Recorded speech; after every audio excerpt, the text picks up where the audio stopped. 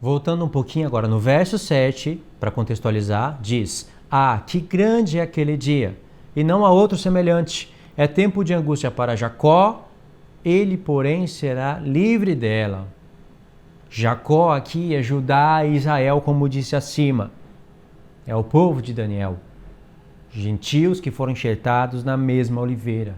Tenta perceber o que é evidente, irmãos. Toda vez que um pré-tribulacionista que está falando sobre o arrebatamento está usando os textos de Paulo, falando que ele está falando aquilo ali, toda vez que o apóstolo Paulo poderia falar que a igreja será tirada antes da grande tribulação, com todas as palavras, né? Toda vez que o apóstolo Paulo poderia falar isso, ele não fala. E aí os pré-tribulacionistas dizem que ele está querendo dizer isso, mas o apóstolo Paulo e nem o Senhor Jesus nunca falam. Por que tanta dificuldade de falar frases que os pré-tribulacionistas declaram abertamente? Será que os pré-tribulacionistas têm mais conhecimento do que o apóstolo Paulo e o próprio Senhor Jesus, que nunca disseram isso? Sempre quis dar a entender, foi isso que ele quis dizer. Sempre assim, não é? Aí diz aqui, verso 8: Naquele dia, diz o Senhor dos Exércitos, eu quebrarei o jugo de sobre o teu pescoço e quebrarei os teus canzins. E nunca mais estrangeiros farão escravo este povo. Ok, eu passei do verso 7, né? Vamos pular no verso 18 até o 24 que vocês vão entender. É a conclusão do que foi falado antes. Lembra? Não pode esquecer. O dia do Senhor, dores de parto. Ouvimos uma voz de temor e de tremor e não de paz. Dores de parto para todos, entendeu? Mas Jacó será livre dela. Verso 18. Assim diz o Senhor: Eis que restaurarei a sorte das tendas de Jacó e me compadecerei das suas moradas. A cidade será reedificada sobre o seu montão de ruínas, e o palácio será habitado como outrora. Sairão deles ações de graças e o júbilo dos que se alegram. Multiplicá-los-ei, e não serão diminuídos.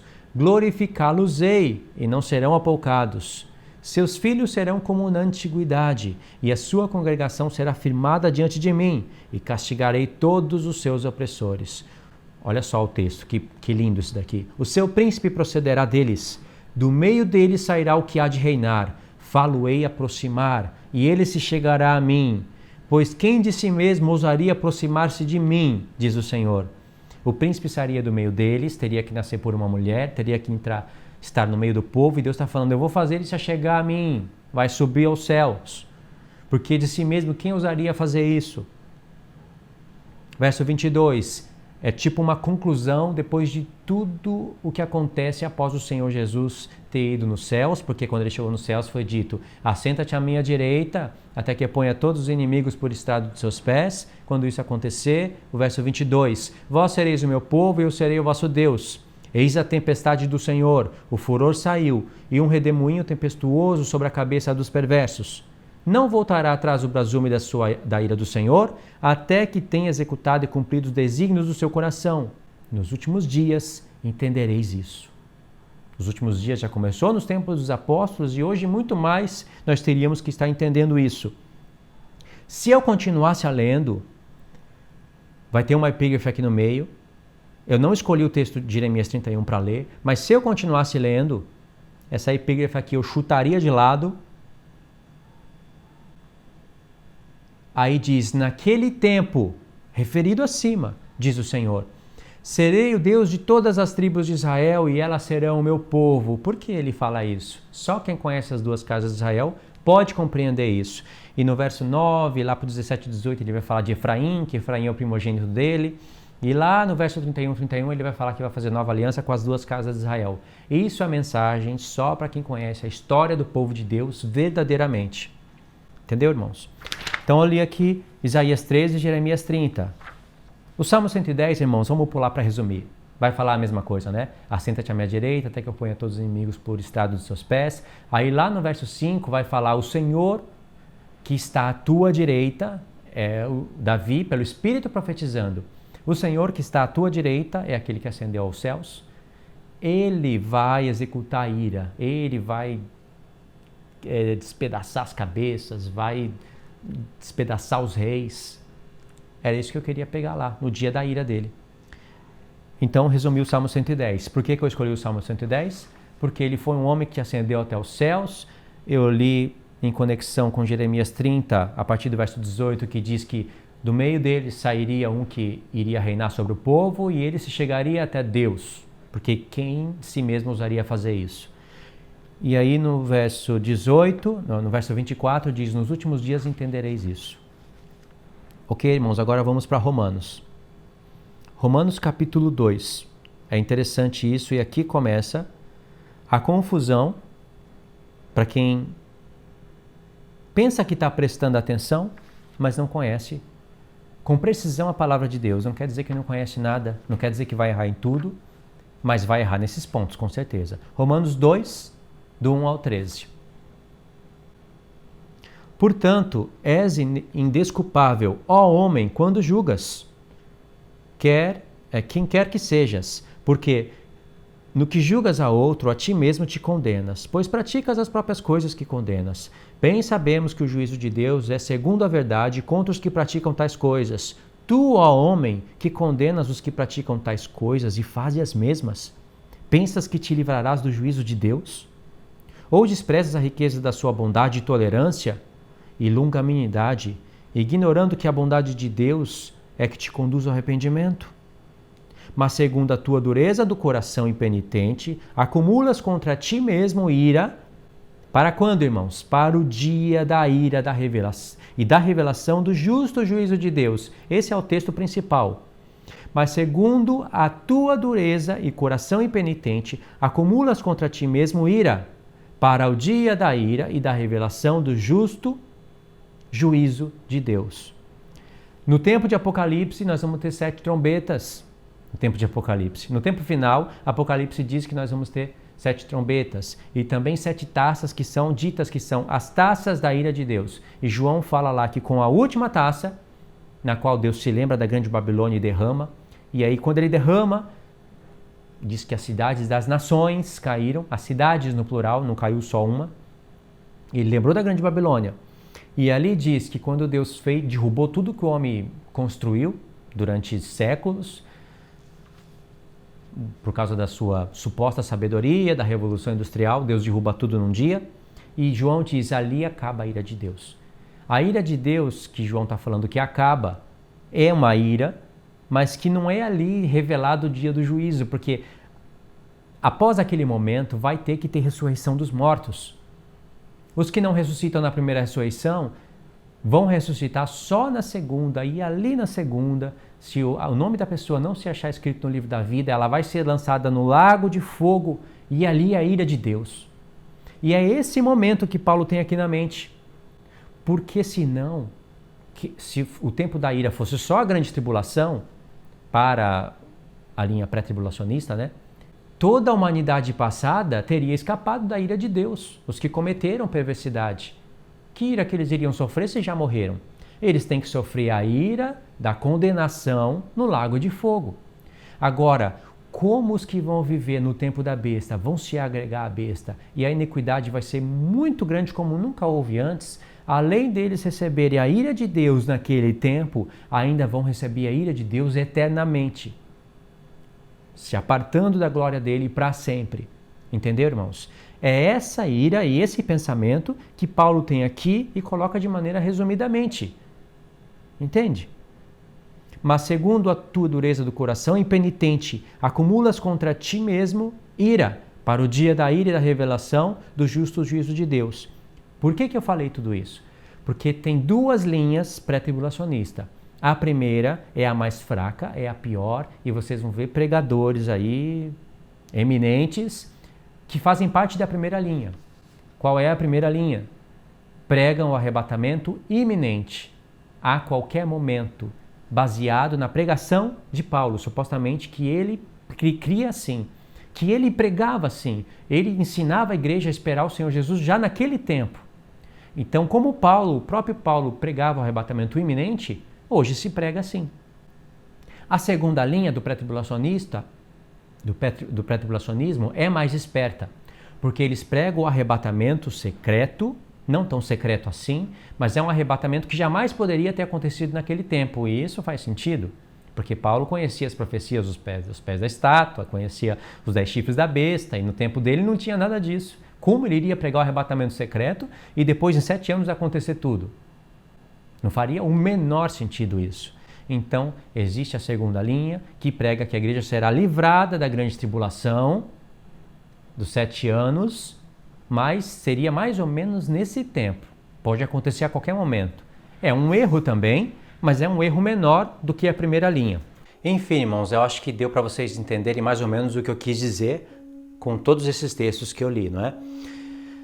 Que o dia da ira de Deus não fala somente das 7 taças da ira de Deus, mas fala também do seu dia da ira, o dia que a ira de Deus se revela com o justo juízo. Não somente sobre aqueles que vão estar vivendo naquele tempo da ira, mas também sobre todos os outros que cometeram perversidades no passado. Aí, irmãos, o próximo texto está aqui em Mateus, capítulo 3, do 4 ao 10. Usava João vestes de pelos de camelo e um cinto de couro. A sua alimentação era gafanhotos e mel silvestre. Então, saíam a ter com ele Jerusalém, toda a Judéia e toda a circunvizinhança do Jordão. E eram por ele batizados no rio Jordão, confessando os seus pecados. Vendo ele, porém, que muitos fariseus e saduceus vinham ao batismo, disse-lhes: raça de víboras, quem vos induziu a fugir da ira vindoura? Produzi, pois, frutos dignos de arrependimento, e não começais a dizer entre vós mesmos: temos por pai a Abraão. Porque eu vos afirmo que dessas pedras Deus pode suscitar filhos a Abraão. Já está posto o machado à raiz das árvores. Toda árvore, pois, que não produz bom fruto é cortada e lançada no fogo. Vê que a árvore cortada e lançada no fogo está fazendo referência ao lago de fogo, que ainda haveria de ser revelado com mais clareza pelo Apocalipse. Mas esse ponto aqui de árvore que não produz bom fruto ser cortada e ser lançada no fogo está em conexão com o verso 5. 9, né? Não, o 7. Vendo ele, porém, que muitos fariseus e saduceus vinham ao batismo, disse-lhes: raça de víboras, quem vos induziu a fugir da ira vindoura? Eles iriam morrer nos seus pecados ali, nos seus próprios pecados, e através das mentiras que eles pregavam, eles achavam que estariam fugindo, escapando da ira que iria de se revelar no futuro, que seria o lago de fogo. Então essas pessoas teriam que ressuscitar para receber da ira de Deus. Não nesse tempo, mas no tempo em que o Senhor Jesus descesse dos céus para julgar. E segundo o Apocalipse 20, essas pessoas iriam ressuscitar só depois de 1000 anos, dos quais essas pessoas aqui não teriam consciência nenhuma do tempo em relação ao tempo. Entendeu, irmãos? Mateus 3, do 4 ao 10. O próximo é 1 Tessalonicenses, capítulo 1, versos 9 e 10. Vamos lá. Pois eles mesmos, no tocante a nós, proclamam que repercussão teve o nosso ingresso no vosso meio, e como, deixando os ídolos, vos convertestes a Deus, para servirdes o Deus vivo e verdadeiro, e para aguardardes do céu o seu Filho, a quem ele ressuscitou dentre os mortos, Jesus, que nos livra da ira vindoura. Pré-tribulacionistas da primeira linha, que eu falei que é a pior de todas, leem esse texto aqui e pensa que essa ira vindoura Paulo esperava já naquela época.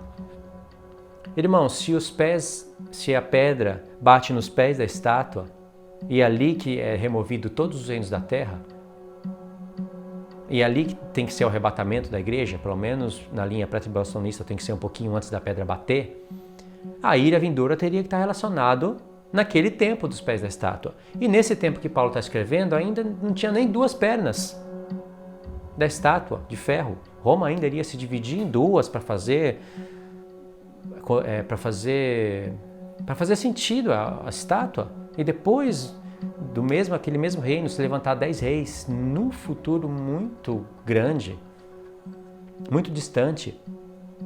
Então o apóstolo Paulo jamais poderia estar pregando o arrebatamento naquele tempo, porque ele pregou de uma ira futura.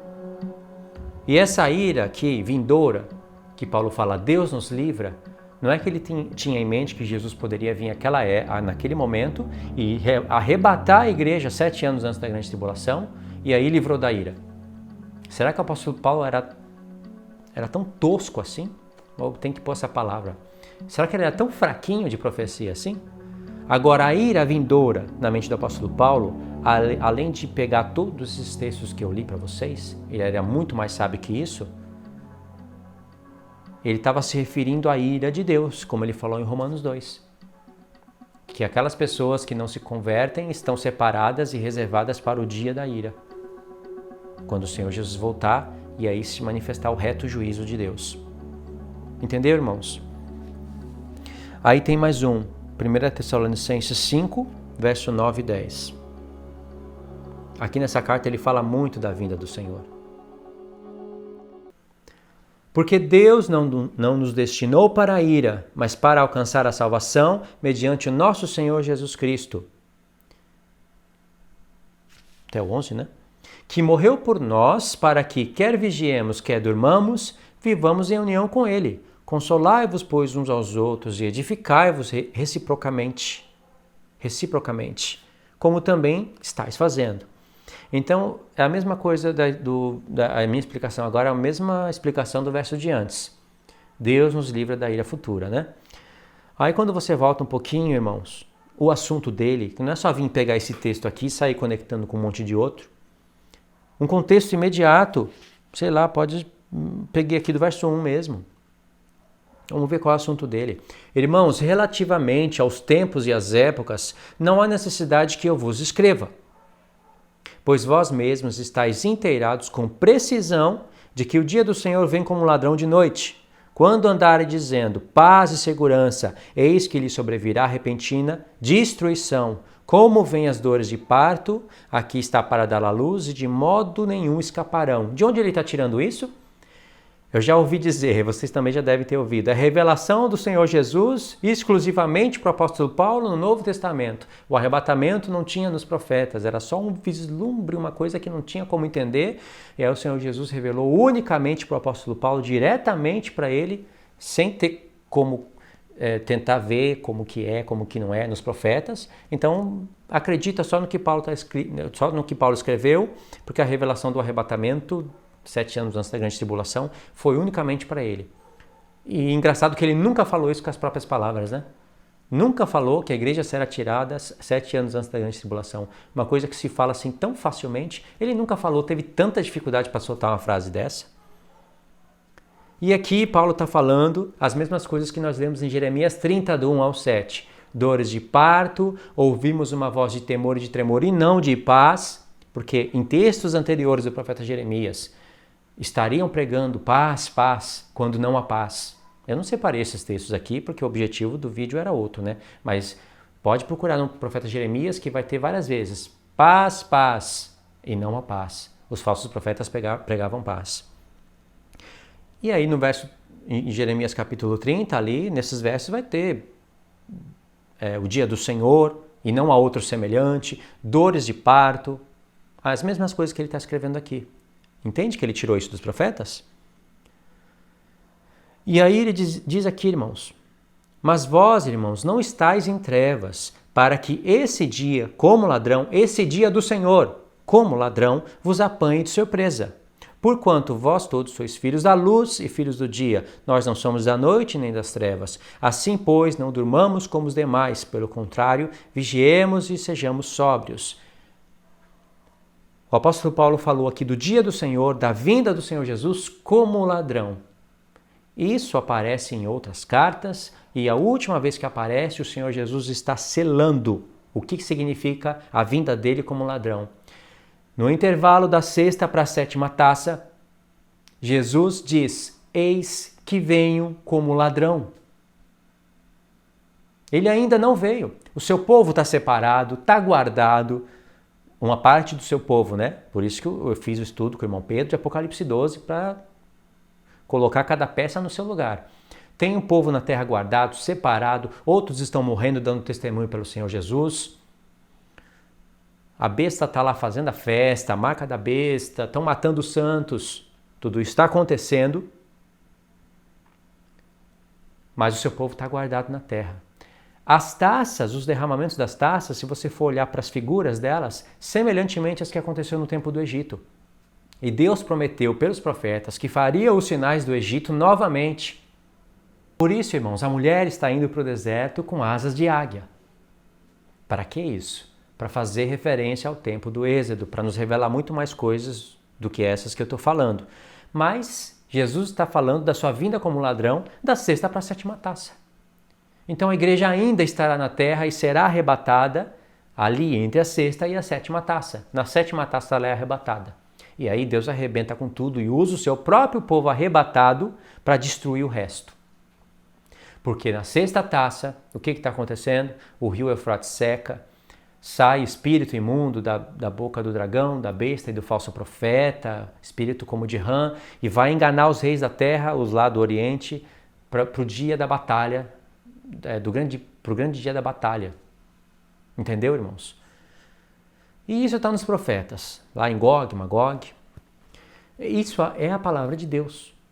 Não tem como a vinda do Senhor Jesus como ladrão ser antes da grande tribulação e ao mesmo tempo o Senhor Jesus lá na sexta taça falar isso que venham como um ladrão. Ele não vem duas vezes, a não ser que a partir de agora essas pessoas teimosas comecem a dizer que a vinda do ladrão também, a vinda do Senhor Jesus como ladrão é também duas vezes, já que vai ter 2 arrebatamentos, 2 ressurreições, porque os que ficarem vão precisar ser arrebatados, não é? Nem todos vão morrer, os que ficarem. Quando o Senhor Jesus voltar pela segunda vez, vai ter gente viva, vai ter gente que morreu dando testemunho dele, então os que morreram vão precisar ressuscitar com os corpos transformados e os que estiverem vivos vão precisar serem transformados numa segunda transformação. E o apóstolo Paulo disse que é em um momento, tudo é em um momento, e o arrebatamento é junto. Por que ele não falou dessa segunda parcela? Porque essa segunda parcela não existe. Isso é fidelidade às Escrituras. É apenas ser fiel à palavra de Deus. Entendeu, irmãos? O estudo, acho que era esse.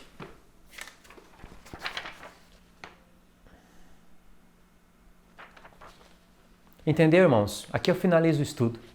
Espero que vocês tenham entendido o que é ira, os momentos dela, quem são livrados, entender que ninguém escapa da ira de Deus, todos os perversos que fizeram perversidade não se arrependeram, também não escaparão da ira de Deus, mesmo os que já morreram antes. E os únicos que vão escapar da ira de Deus, os que estiverem vivos no tempo das 7 taças, dos 7 cálices da ira de Deus, escaparão porque serão guardados. E os que morreram antes, mas foram fiéis a Deus, escaparão da ira que vai se revelar no dia do julgamento dele, aonde, com a ira dele, julgando justamente, colocará Satanás e os seus anjos no lago de fogo. Tá certo, irmãos? Eu acho que esse é o estudo, o entendimento mais coerente que eu vejo a respeito da ira de Deus. Entendeu? Então, a ira de Deus não é grande tribulação. Deus vai estar irado na grande tribulação, mas o tempo da ira está escrito em Apocalipse, depois que toca a 7ª trombeta. Aí é o tempo da ira de Deus, os 7 cálices da ira dele, que eu não acredito que 7 taças e 7 trombetas estão caindo juntamente. Eu não acredito nisso, porque as 7 trombetas caem no tempo da grande tribulação. E as 7 taças da ira não pode estar caindo nesse mesmo momento, porque durante o tempo da grande tribulação, quem prospera é o diabo, é o mal.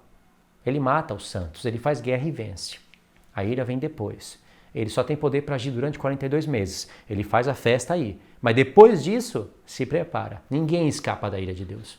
Tá bom, irmãos? Deus abençoe a todos.